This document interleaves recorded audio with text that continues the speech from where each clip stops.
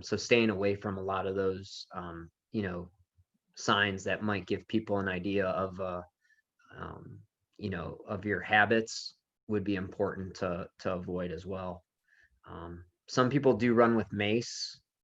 Um, I don't know necessarily that running with your phone would do anything in a situation if something was to happen, except for the fact that, you know, you might be able to call for help. But I think that's a comfort level. Uh, you know, I tend to only run with my phone if I'm going to take pictures that day, but everybody's got different comfort levels. And, you know, for myself, I usually don't tell anybody where I'm going to be running that day. So I just go out and take the leap of faith that everything's going to go well, and, you know, it'll be just another normal day. But I would recommend that most people would give people the heads up, you know, where I'm parking, what time I'm starting, how long I'm going to be running, all that kind of stuff. And if you don't hear from me by this time, you know, reach out just to make sure that maybe I didn't get absent-minded and not check in with you. And Meredith, I would say that in Brecksville, there's so many people. And what I like about running in Brecksville is that you can get to the road pretty quick. If you did feel like there was somebody that you just needed to get away from, I feel like you kind of pop out enough and you could get to the road and you get to other people that are around. So sometimes for me, like up in Bedford, it doesn't feel as like there's as many people out. So for some reason, I just don't feel as safe up there by myself. But in Brecksville, I don't know. And maybe that's just not a very smart way to think like, oh, nothing would happen in Brecksville. But I just feel like there's a lot of people around. Especially during the day, you know, there's so much activity going on there. There's so many park employees. I know for myself, like if I do let's say I'm nervous about leaving my truck somewhere, I tend to go to the areas that I know, like the park rangers park at, like the visitor center. You know, where people tend to see themselves getting in trouble is when they go to parking lots like Pine Lane, you know, that are tucked back off the road that you can't see. Parking's very limited back there. A lot of people don't even know that that trailhead exists. So, you know, leaving your car there, I would say that that's a little more risky. So yeah, you know, just picking the right spots to run. But I agree with Brenda that Brecksville's kind of, it seems like a nice sanctuary. And it has accessibility to all really nice trails too. So. Thank you. Yeah, you're welcome. What else? Favorite trails? Favorite trail races if they ever happen again? Hey, Vin. Yeah. I wanted to make a comment on the trail running.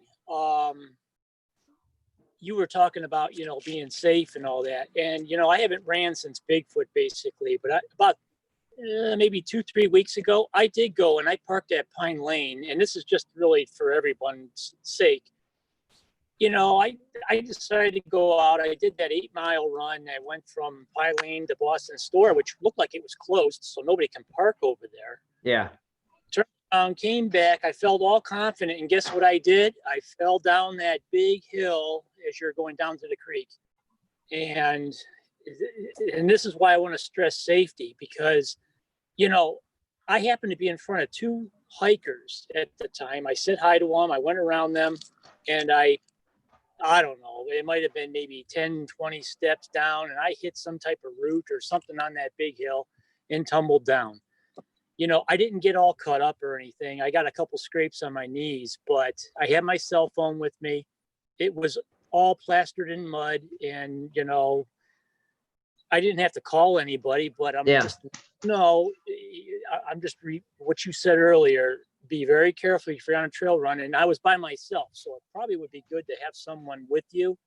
Unfortunately, with the COVID thing, I couldn't do that, but maybe you ought to slow it down. Maybe just be careful, maybe pick not as risky areas. I know the Deer Lake Trail or the Red Guy Trail in Brecksville's a lot better for that, probably. I just wanted to comment, just let you know, I had fallen just recently, and you did mention that earlier. You'd be careful. Well, and I think that, and you mentioned passing people. typically, what we've seen is with these new trail users out there is there's really not an understanding of trail etiquette. So I know for myself, if I'm coming up on hikers or walkers, I'll usually say coming up on the left and give them enough right. advance notice so that they can make adjustments to either, condense down in a single file or to kind of step off the trail. Right.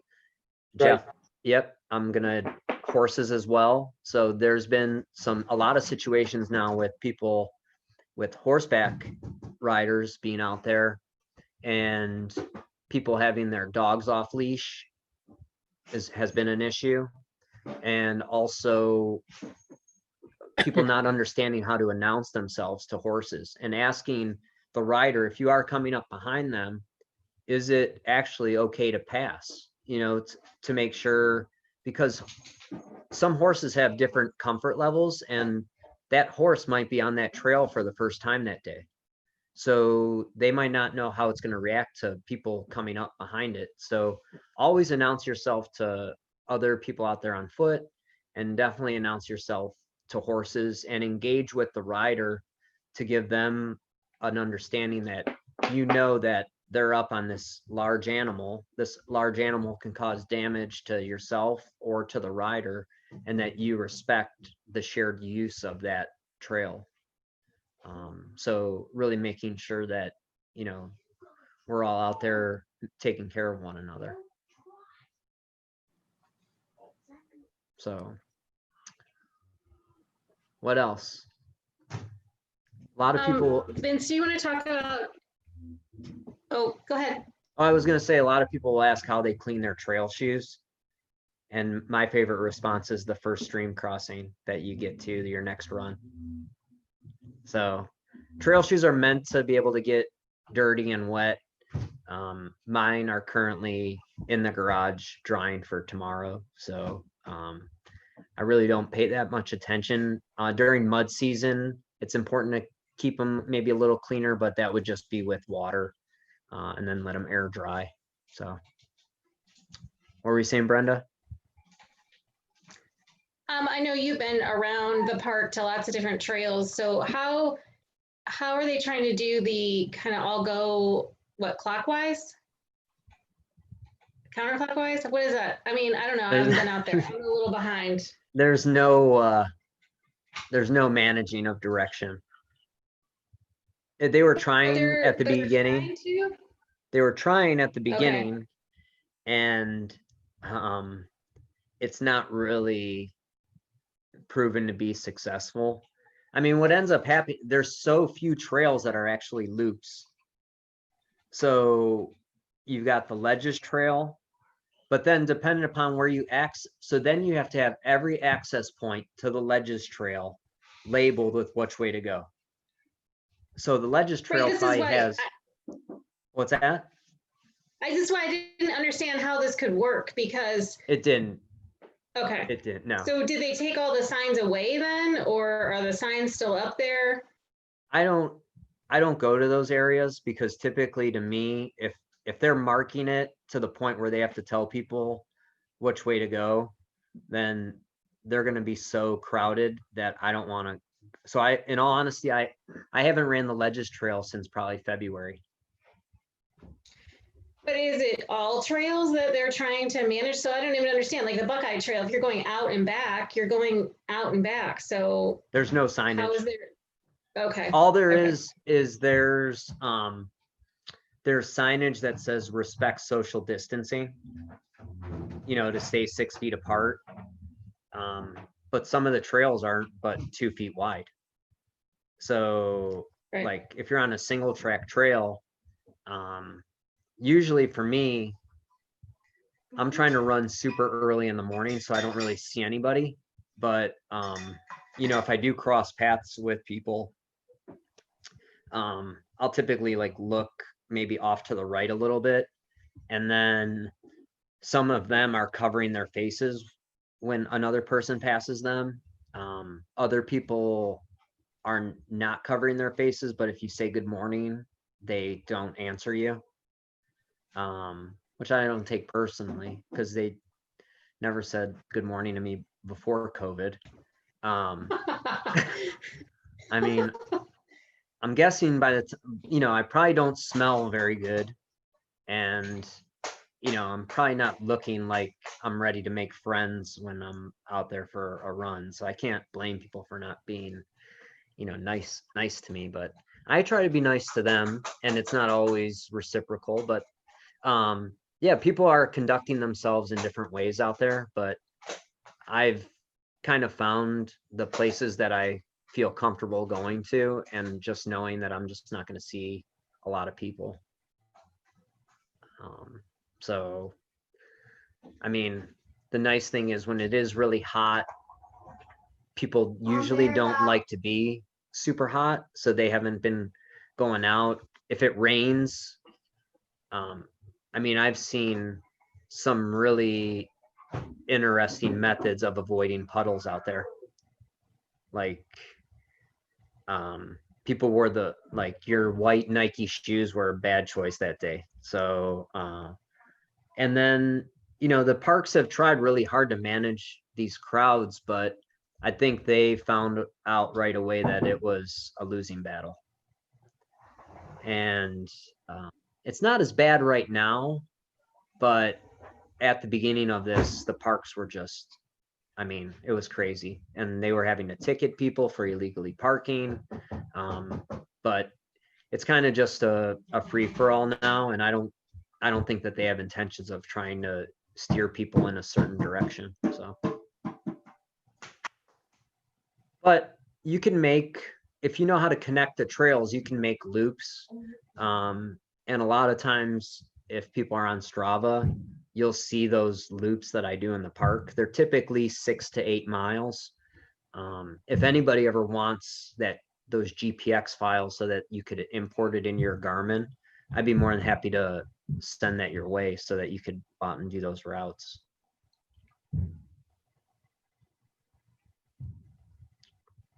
What else do we got? All right, so Vince, how would you rate an easy, I don't know, 3 to 4 mile, 5 mile trail, and then moderate, and then hard? Probably the one that I would say you're going to get the least amount of elevation, but it's a great trail, and it's about 4 miles, is the Plateau Trail starting from Oak Hill. So that's nice and flat, and still gives you great scenery. You can always extend that one by adding the Oak Hill Trail and make it into about a 6 miler. So that's really nice. No, get out of here. Sorry. Out. I understand you're bored. Welcome to quarantine.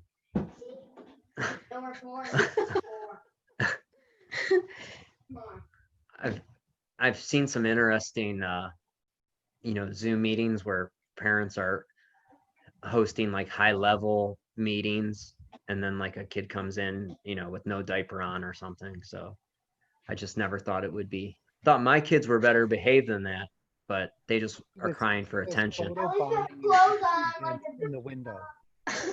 I was suspect like Outside the window. when they didn't break anything at Jeff Snell's house on Christmas that one year. I was like, I had the best kids in the world, but obviously things have changed over the years. But so I would rank that as the easiest, going back to the Plateau Trail. And then kind of like a real go-to is that Pine Lane run on the Buckeye Trail, which you can either treat as an out and back to Boston store or loop back on the Valley Bridle Trail. So that's kind of a go-to, and that's going to give you a little bit more elevation.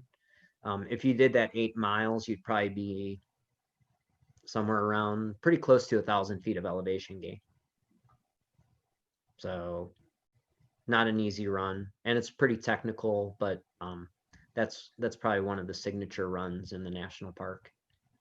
And then in Brecksville, the nice thing is those horse trails, you still get the really good hills, but not the technical components, because most of those are you know, wide and very well maintained. So I'd kind of put the Brecksville ones in the middle. Vince, do you know if the horses there, the stables, are they not using them anymore? There's no horses there? They don't keep horses there, but I know that people have started to use it again. But not as a place to store their horses, but a lot of activity does happen out of there. Because I feel like it's so rare to see horses actually there. Yeah, I agree. I mean, And those are some really nice trails, like nicely groomed trails, and they put those bridges back that had the pedestrian bridges. yeah, I mean, I rarely encounter horses unless there's a specific event. So I do think it's infrequent. But I also think that you know, there's so much preparation for people going out on their horses that morning. So I don't think that they typically start until maybe like 10 or 11 o'clock in the morning, just because it's such a process to get ready to go. But yeah, I run a lot of bridle trails and very rarely see any horses. So, but I mean, you are on a shared trail, so it's nice to know how to interact with the riders. So, All right, so what are some people's favorite trails? And I'm just going to call on people so they have to talk. So Allie, I don't know if you're running trails right now, but you literally walk out your house and turn right and you're on the trail. It's right there behind you. Yeah, So I what's like your favorite trail? so yeah, my favorite is probably Carriage Trail. Just because it's literally like right out the door. So there's not much of a commute to get to the trail. I'm still running trails here and there, but it's more of like a run walk at this point. So yeah, but that one is my favorite. And Is Carriage especially Trail, is it Carriage Trail seem like it's all connected and good again? And is it really popular? Are there a lot of people back there? they did like a temporary fix for it. So they kind of cut into one spot. But that was not supposed to be permanent. Now with COVID, I'm sure all that's like delayed.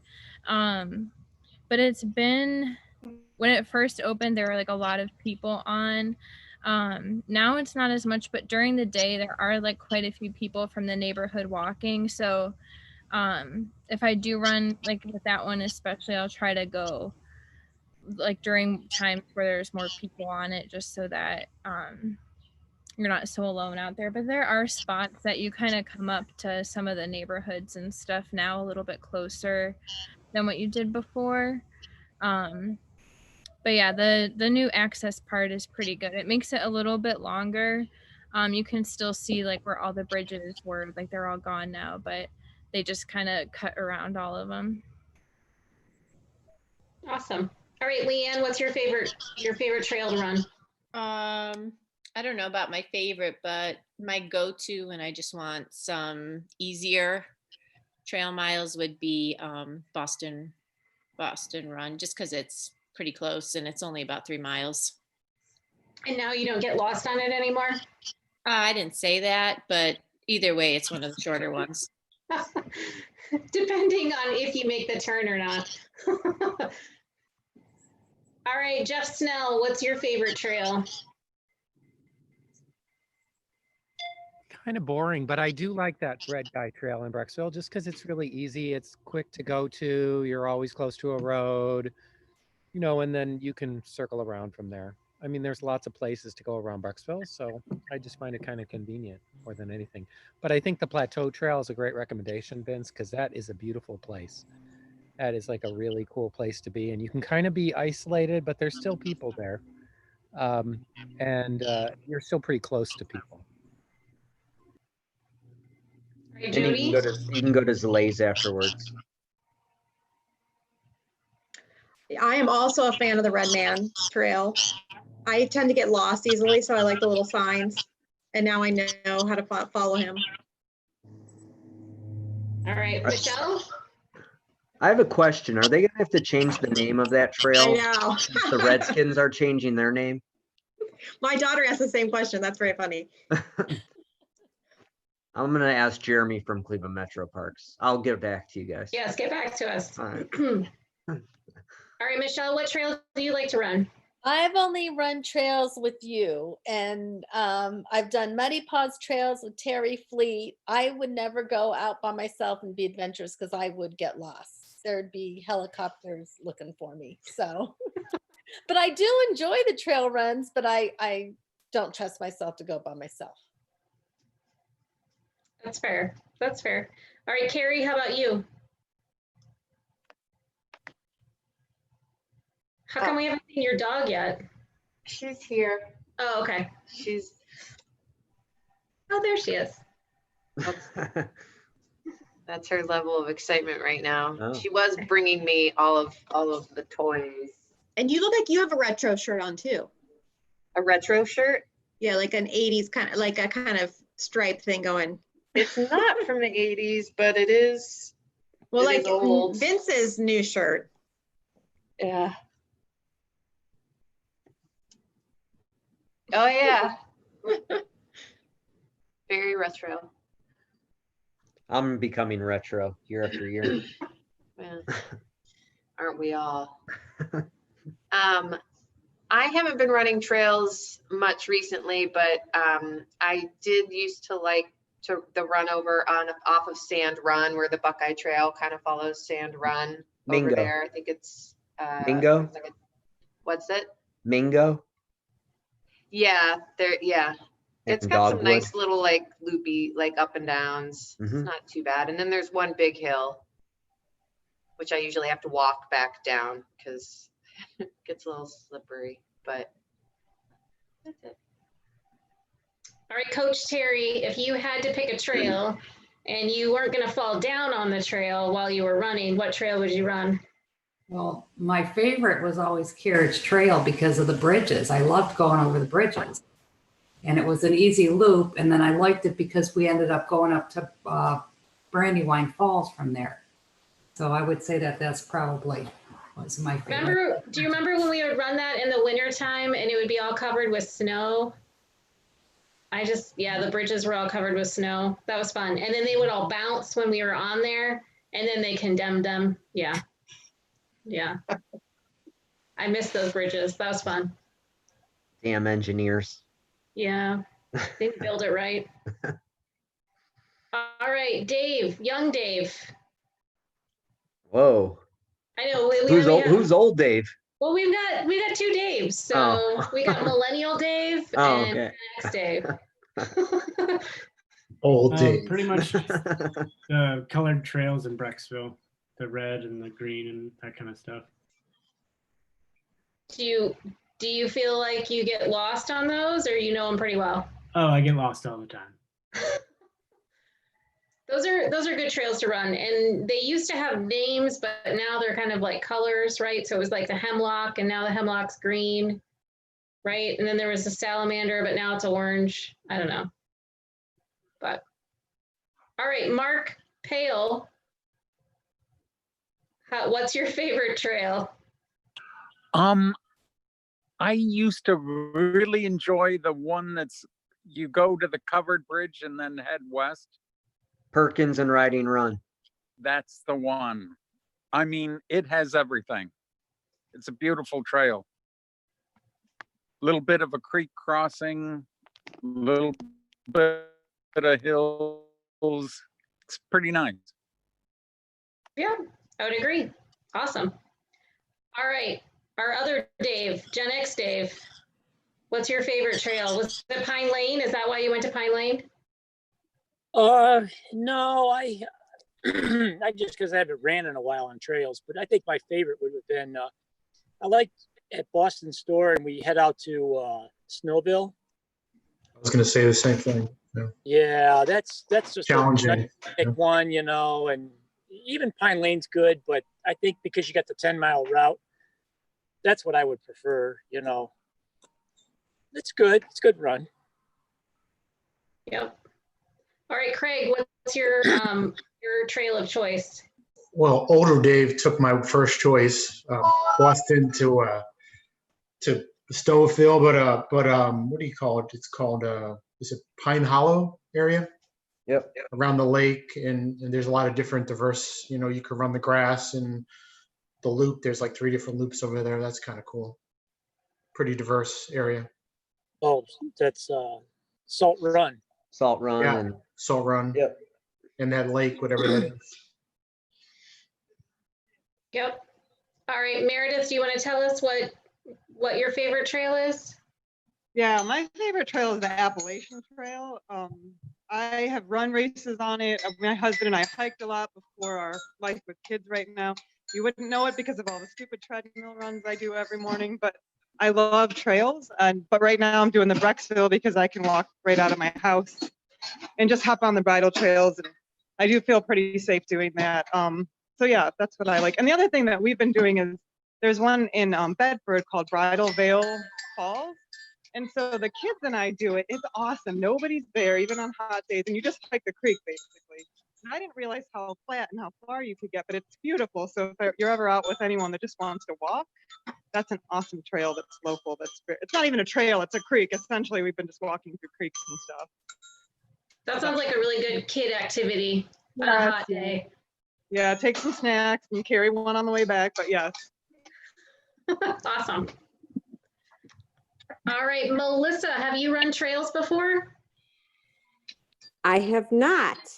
So, and I apologize that I'm calling in. I adopted a stray dog and this is our first back. So I wasn't sure if I was going to be able to stay on the line or not. Next time we get to see the dog. Yes, his name is Fred. Right now we're seeing if we can make sure he and the cat don't have an interaction. Well, good luck with that. So did you hear the beginner trail that might be good for you is the Plateau Trail? If you want to have an adventure. I wrote that one down, so I'll look for that. And I like that All Trails app idea too. So thank you for that. Sure. And then Jeff Frank, we lost you, but you're back. What's your trail of choice? So my favorite is Pine Lane. I just like that at night, especially in the winter when you can look across the valley and see the snow on the ski resorts. Nice. And yeah, general view from there in general I like. So, but Awesome. don't look up. Don't look up. I think we forget sometimes like how lucky we are that we live so close to trails. I mean, Allie literally like right there is the trail. Her house is the house on the trail. You know, but all of us live close, and Meredith said she can run right from her house. I think Millennial Dave can run from his house too. It's all really really pretty wonderful to live so close to a park system. And then too, that we don't have to worry about bears chasing us or any cougars being in the trees. So we just have a really unique opportunity to take advantage of it. And I know I have not been taking enough advantage of it right now, but it's something that if we get a little bit off track, sometimes a trail run can be the best thing for you. So you feel a little bit different than going out and maybe running on the towpath or roads. Concrete in your neighborhood when it's really hot, and can kind of rejuvenate you a little bit. Brenda, can I let everybody know about the elevation challenge that I did? So Oh, yeah, well, of course, Vince, that was going to be my next question to ask you about that. it was pretty interesting. I came up with a challenge. I don't know how it came to be this 100-day challenge, but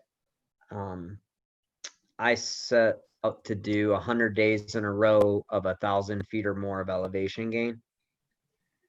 So that involved, I don't have a lot of time to be able to, do long runs to get the elevation. So I did majority of it, I did hill repeats.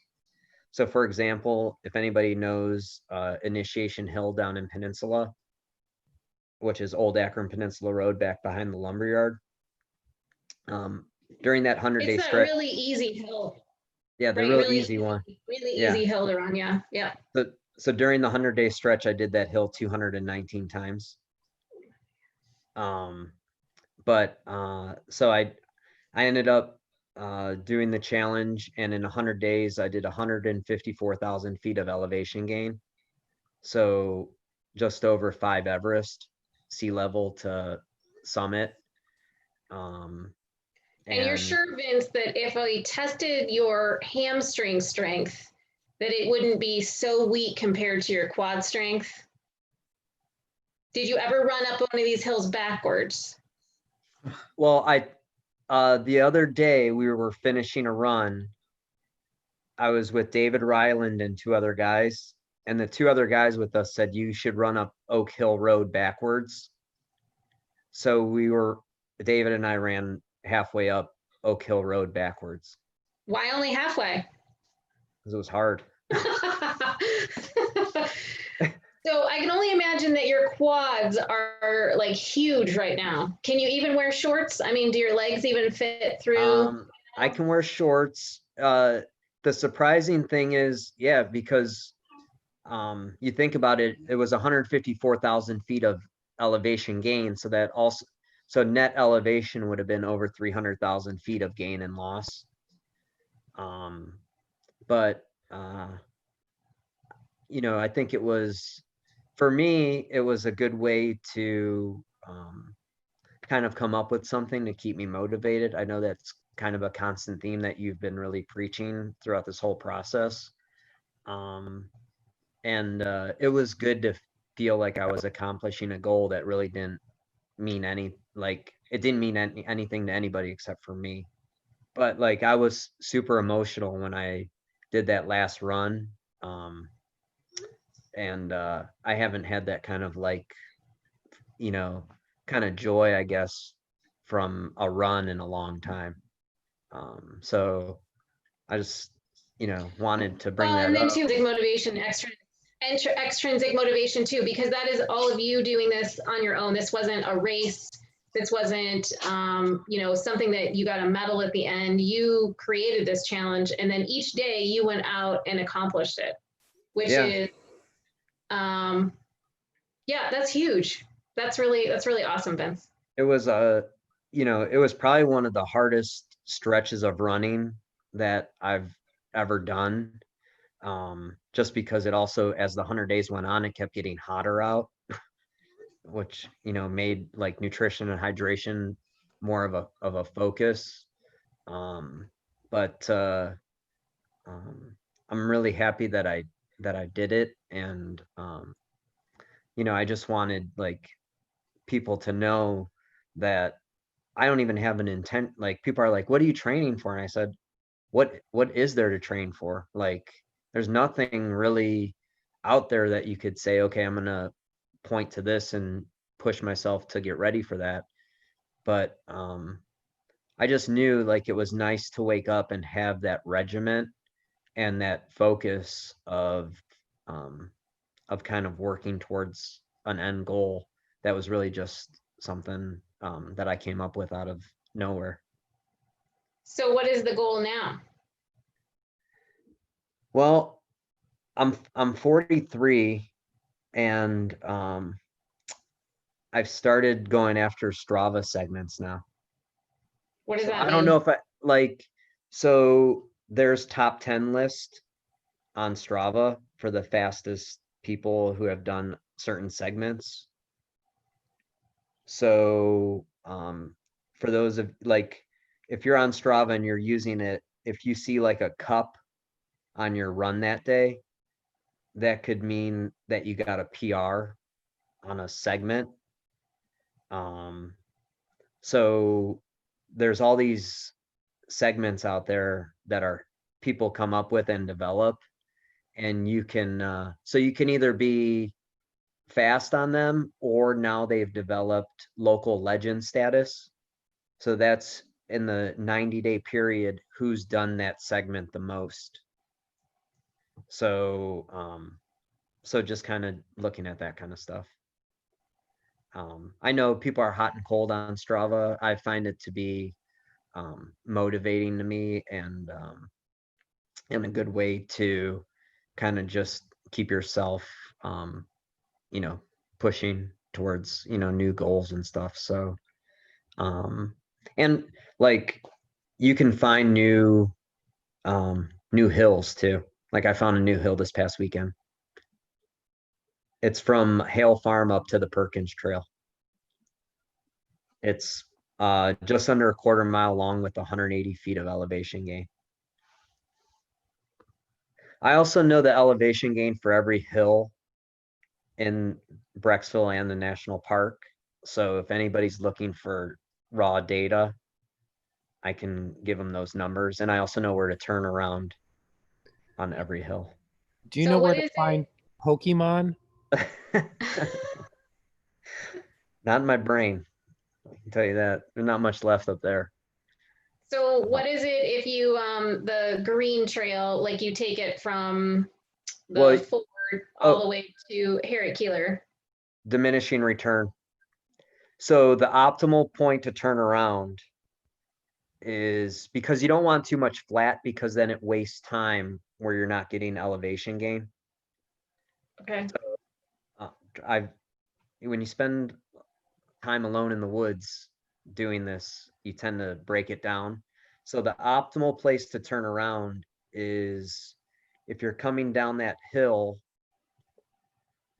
before you get to that first wooden bridge, you turn around before that. Plus, you don't want to go over the little wooden bridge because when you turn around after that little wooden bridge, there's the step up. And when your legs start getting tired, you can catch your toe on that. So you also want to eliminate potential risk. So, and if that bridge is wet, it could also be slippery, which could cause you to fall. I'm like, You've thought about this. I thought about it. So you turn around write a book, Vince. You should write a book. You turn around before that, and then on the ascent, the turnaround is at the bench. It is not worth it to go back to the parking lot. So, and that stretch there is a quarter mile with 150 feet of elevation gain. So I did it, I think 14 times one day. And wait, and what kind of crazy is that? Is there a diagnosis?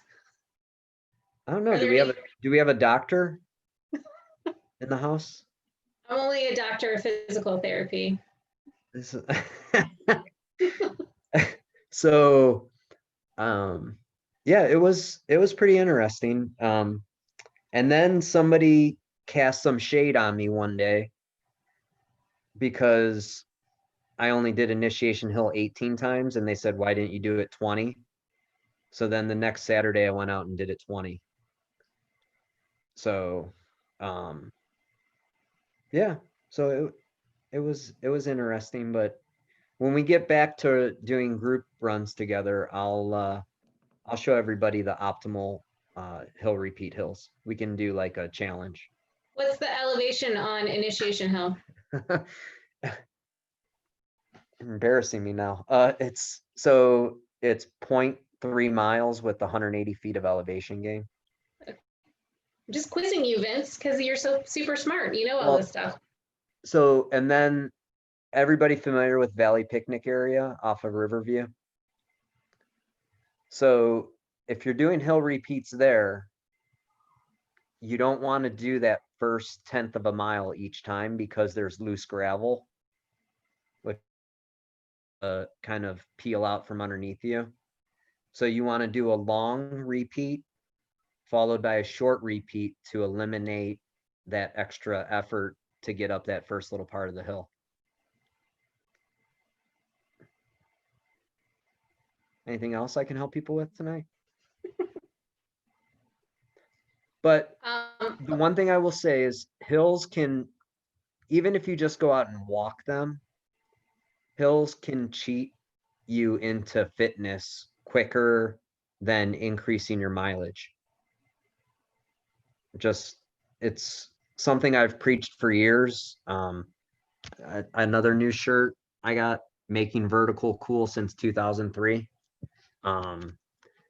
Like slow hill running will make you faster, it'll make you stronger, and it'll help prevent injuries. I promise. Money back guarantee. So. I think that ties into with the heart rate monitor we kind of talked about a long time ago, just monitoring your heart rate. And I think that obviously on the hot days, your heart rate goes up. Did you record your heart rate, Vince? During the whole time? I mean, did you look at it to Oh, yeah. say like, Yeah. yeah, it's just a good indicator to know, like if you're in that upper zone, then you need to back off. And we know with hills, your heart rate's going to go up. And then that's what the beauty of trail running is, you kind of go up and down. Your Yep. heart rate goes up and then you recover and you go up, which is very different than just running 3 flat miles. Well, my resting heart rate during this got down as low as 33. So, and I think probably the highest I saw was in the 180s.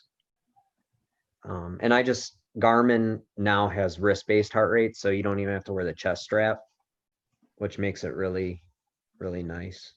But I mean, you got to watch with all the data, because it can really consume you, like, especially when you don't have much time around other adults.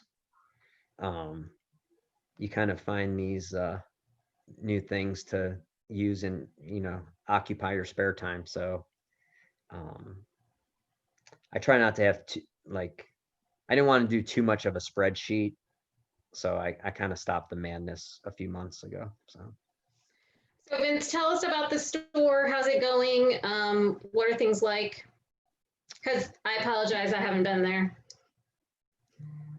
Well, I mean, we've reduced our hours just because, we're seeing like the shopping trends changing.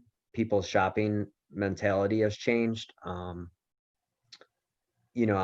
very thankful that we're now in a situation where, say, 99% of the people coming in the store are wearing a mask, which has made it a lot less stressful, especially, if I'm working the store, that's one thing, but if our staff is there, it just creates an awkwardness that they don't necessarily need to engage with. So I'm thankful that we see the trend continuing to people wearing a mask when they're coming in the store.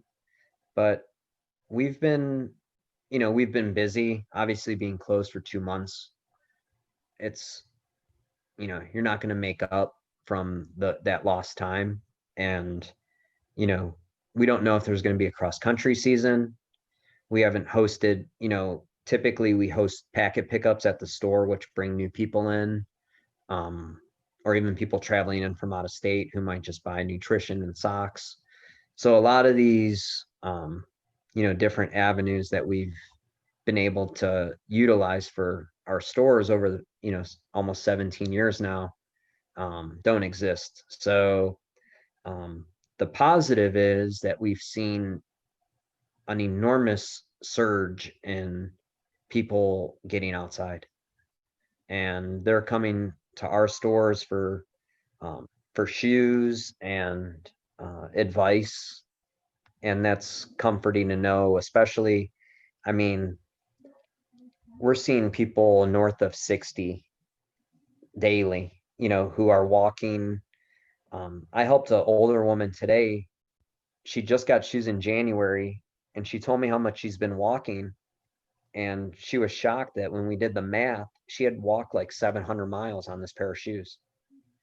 And she's like, and I'm like, well, what have you been doing? And she's like, well, I walk 5 miles in the morning, and then sometimes I go out again at night. I'm like, you're doing like 60, 70 miles a week.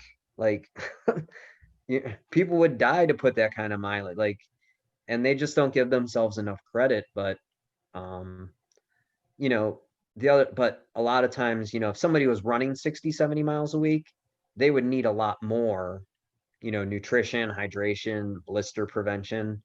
Whereas these people are going out walking, and they don't care if it takes them 3 hours to do 5 miles. They're just they're doing it for sheer enjoyment, not really pushing themselves to do anything. So our customer base coming through the doors is I mean, I never imagined, I've always wanted to see these kind of people trusting our store as a resource, but it's kind of weird that a pandemic really changed who we see coming through our doors every day. That's awesome. Yeah, and it sucks, and like I said, we won't make up for that 2 months, and to have people come in the store and say, "Oh, I'm so glad you're still open," and I'm like, because if they knew me as a person, like there's no way that our stores would ever close.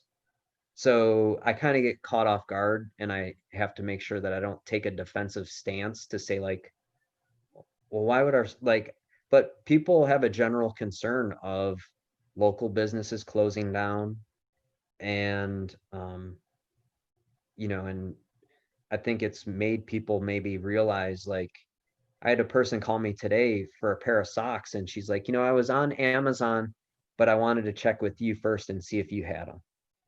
I'm like, okay, well, we did. And then she came in the store and she bought from our store. So you're seeing this change in mentality, because I don't think people want these empty spaces and vacated properties, in their cities. I think we've seen that happen with malls. And, if, growing up in the 80s, the mall was the place, like everybody went to the mall. You went to the mall to see a movie. You went to the mall to get your back to school clothes. You went to the mall just to hang out with your friends. And now people visit malls like, they're Chernobyl. Like, they sneak into them to take pictures of what used to be, like they're relics. And I don't think people want that staring them right in the face. So I want to be able to go back to Vertical Runner and hang out with my friends. you can come in, just wear a mask. like we would go to the mall and hang out with friends, and then we would just hang out at Vertical Runner when I would make pancakes, and we would all hang out after a run. Yeah, I can't even get my ear pierced at Vertical Runner. So I got my first ear piercing was at the mall. Well, I'm glad the store is doing good, and that people are making those decisions to come in and really order on Amazon. That's awesome. Yeah, it's good. I mean, I wish that, we could get back to normal and hosting group runs, but there will be a time and place for that again. So until then, we just do what we can do.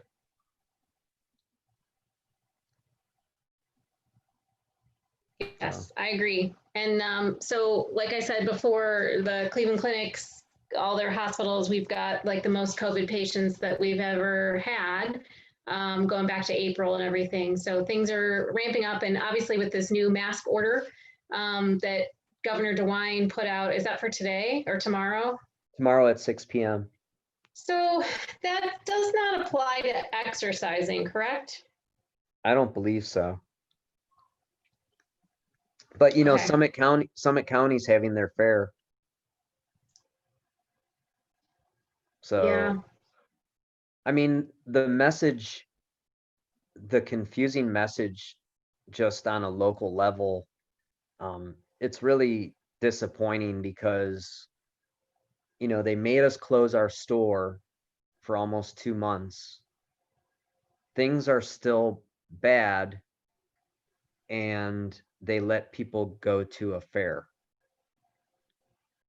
And I'm like, well, how is this fair that, I had to take one for the team, and now you're basically saying that, okay, we appreciated that at the time, but now it doesn't really mean anything anymore. So it's a real slap in the face to small businesses to say that, like, now things are still bad, but don't worry, it's not going to cost you money anymore. Like, it's been really, and the other small businesses I talk to, brewery owners, there's a lot of anger and hostility, but we don't have the time to, write letters, petition politicians, all that kind of stuff, because we have to make up for all this lost time. So, they, if I can go on about this all night, but then they give you PPP, which was, for anybody who's not familiar about that, it was a way to generate money that was in the form of a forgivable loan if you used it as payroll or to cover overhead. But then you had multi-million-dollar companies getting those loans at obscene levels, and like it was just a stopgap measure for small businesses who like percentage wise it wasn't apples to apples, I'll just put it that way. And I think from my personal standpoint, all the politicians, the way that this has been handled, should be ashamed and embarrassed. And that's Republican and Democrat, not picking a side. So from a small business owner, speaking out, I would say that they never had a good plan. And then the,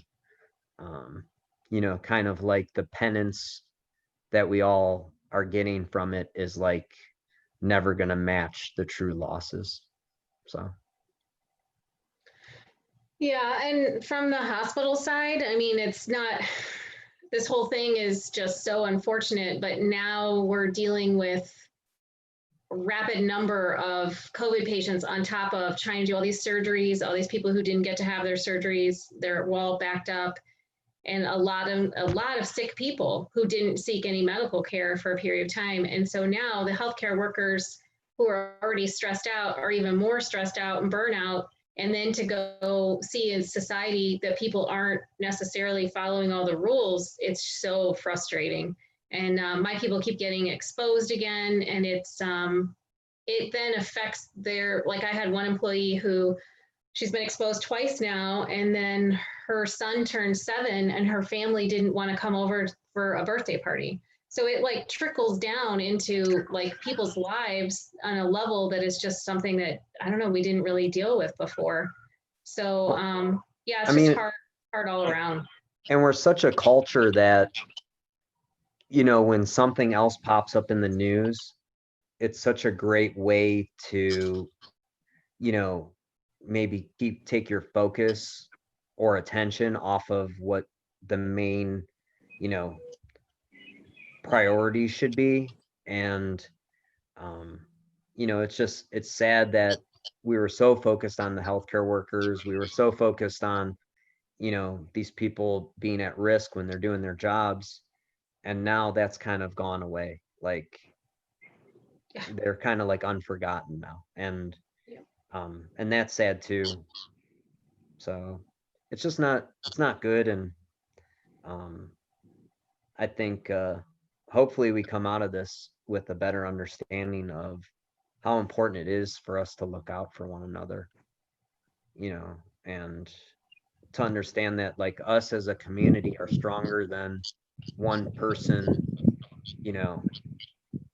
having a filibuster in Washington. So like, and now we have our House Speaker in Ohio who was embezzling, what was it, Jeff, 60 million? It's just over 60 million. It's actually almost 61 million, but he didn't use it all for himself. He used it for his political hacks. He got his house redone in Florida. He gave it to his friends, and 20 Republicans that got elected to the House that made sure that we were paying for the bailout of the nuclear power plants. But the good thing is it hasn't even hit First Energy. So while Akron may be a little down, wait till they start shipping off some of the First Energy executives. That's coming. It's the biggest scandal ever to hit Ohio, and probably one of the biggest scandals in the United States. So it's nice that they were taking money all the way through last year. So right up until the pandemic, they were making sure they were lining their pockets. Wow. So pretty amazing. They set up a fake charity. You have to read the whole thing. If you have any time, go on their Householder, just look at the affidavit. It's like 83 pages long. It's like a soap opera. It's really good to read. And it was an FBI investigation that uncovered this whole thing. Yeah, I don't think it was real hard to figure out because suddenly they were flush with cash and they Yeah. were backing candidates and handing out money, and it was like a candy store. Wow. And then there's emails. I mean, the affidavit is unreal, just absolutely unreal. And the company is First Energy and its subsidiaries. So, you know, Akron is very dependent on First Energy. So, you know, just unbelievable. So it Wow. is another shiny object to look at, but you That know, your recommendation for the next book club? oh my gosh, it's fantastic. I mean, I read the whole thing. Like the first night, I read the whole thing. It's that good. Like you only read a few paragraphs and you're just like, oh man, this is mesmerizing. Wow. So Well, it's an incredible thing. He didn't actually take all 61 million, but he just basically used it for his service, you know, whatever. oh, all right. So That makes me Vince, feel better. I appreciate what you're saying. It's kind of sad what's happened in the country with regard to the politics of this whole issue and how it's twisted. It's twisted the politics. It's twisted the scientist. Somehow a mask is a political statement. There's a lot of people pushing back on masks. I'm glad they're coming into your store, but it's very sad what's happened. And you know, everybody just needs to take a step back and really value this election to figure out where we want to be as a people. Because these Black Lives Matter, and then on top of it, these troops occupying Portland, just horrific. I just can't believe it. Ellen Rosenblum, who's the Attorney General for Oregon, is a friend of mine, and she sued the federal government for what they're doing. And they're saying Wow. they're protecting buildings, but they're not. I mean, they're literally shooting people and arresting people. And, you know, and he wants to bring that to every democratic city across America and show how, you know, you got to be frightened. It's terrible. So this is why, you know, again, I think we've done really well with keeping things virtual, and having our Zoom meetings has been really important. But if we could get together, we would have a ton of stuff to talk about. Like we could do a 20-mile run, and there would be so much. There would be no dead time in our run. We would have so much to talk about. But I just appreciate you guys, you know, doing everything on your own and staying apart so that we can all be safe. Because again, I don't want anyone to get this virus and have any lasting effects from it, because it does present in such different ways for different people. And it's just crazy how the world seems to be like spinning out of control. I don't know, to top it all off, I got summons for jury duty. So I just feel like, wow, what else? Bring it on, 2020. We'll see what else can happen. There is a high level ultra runner who recently came down with the virus, and he is hospitalized on ventilator.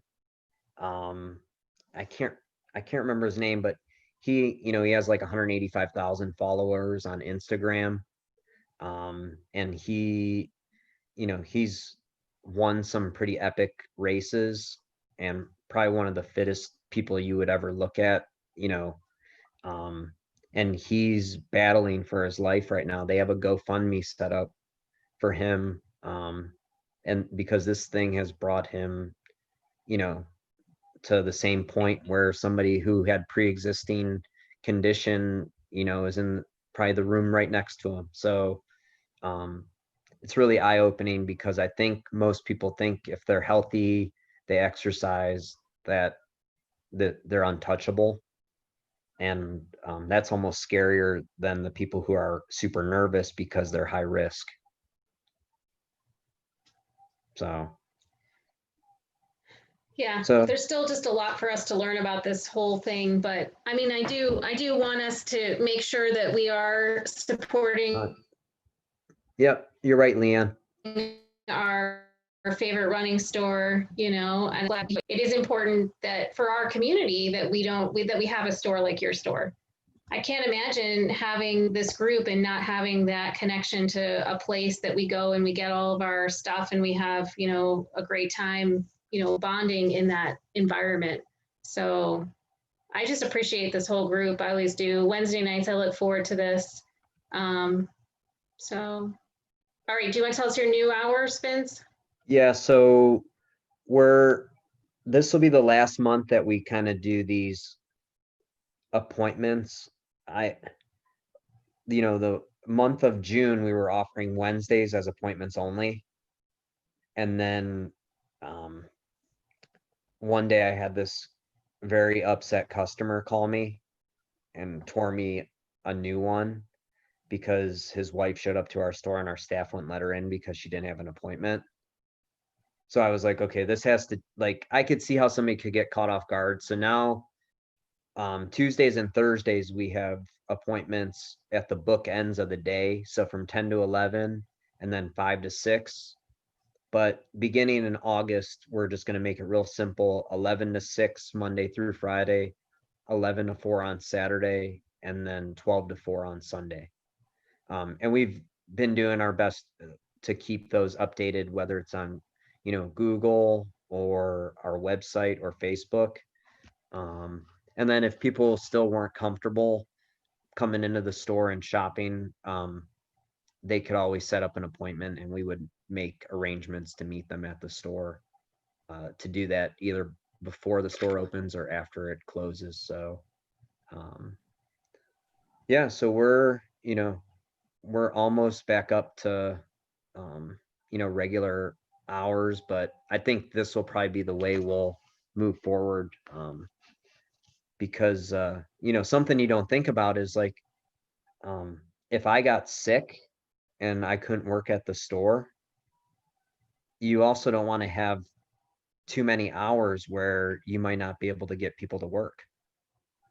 So like that is part of why I make the store hours the way we're making them, so that if we did get in a situation where something happened, I wouldn't, put the store at risk of, being exposed too much to the point where we wouldn't be able to have enough people to work to cover those hours. So those are our new hours, and I can tell you I work most of them in Brecksville. So I'm there a lot. And yeah, if anybody needed anything, like some people are still requesting curbside pickup, I'm more than happy to do that. Whatever comfort level people need, we're, trying to do our best to meet those needs. So yeah, you can come in and shop. Awesome. You still get your discount. Jeff was in on Saturday. We got him, Jeff's not Snell, Jeff Frank was in, so he ordered some new Brooks trail shoes. So nice. Yep. So we're moving right along. Even got him the color that he wanted. Very important. Very important. He was this new employee at the store. I was just eavesdropping, and all Jeff was talking about is how he has to match. And like how he's got an image to uphold out there, and he can't let his fans down. And I was like, man, see, look. Neon green. Oh my. Hey, who muted me? All right. All right. Well, it's getting late, and I see Jody finished her wine a while ago of her glass. So, and Carrie's dog needs to go outside, I'm sure.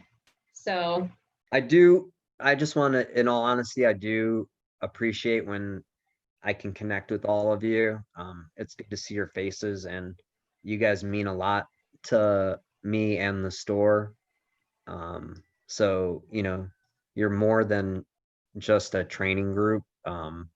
So I hope everybody knows that, that, when you come in the store, you're, before you're a customer, you're one of my friends. So just know that. We're all your Pokemon, Ben. You're Catch my 'em. Pokemon too. Here's Ca- what I want to say. I actually talk to all of you guys while I run. I actually think about you and think about running with you and what you might be wearing that day and Oh, where we might be. And, we all wear those same clothes. And I'm like, oh, I wonder what they're wearing. Oh, look, there's Jody. This is where I would see her. And I bet Michelle's with her, and sometimes, Allie, I run by your house and think about screaming at you, Allie, when's the baby coming? So anyways, that's how I get through it. I don't think about the elevation of every hill and memorizing it in my head like Pokemon. Hey, whatever it I'll take takes. that. I'll take that as a compliment. It's a compliment. Thank you. All right, well, I have not planned our topic for next week, but I will get on that and come up with a good idea. I know we had some ideas last week, so we'll go with that, but it'll be a surprise. Or Why I'll don't tell you- you the day before. Why don't you have people draw their favorite race memory?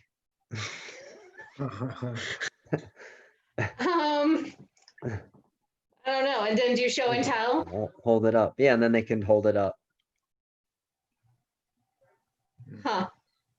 Okay, well, Doesn't have to- I'll add that to the list, Vince. Doesn't have to be stick figures count. Some kind of big project that they have to put together. A poster. Do a poster of your favorite running memory. Yeah, what are those science projects from grade school where you had to have the trifold? Paper mache. Paper mache, yeah. Oh my goodness. All right, that's it. I'm All done right, with you guys. suggestions. All right, you guys all have a good week, okay? Everybody stay safe, and it was good to see you. Yes, have a good Bye. night. Bye, thank you. Good night. Thank See ya.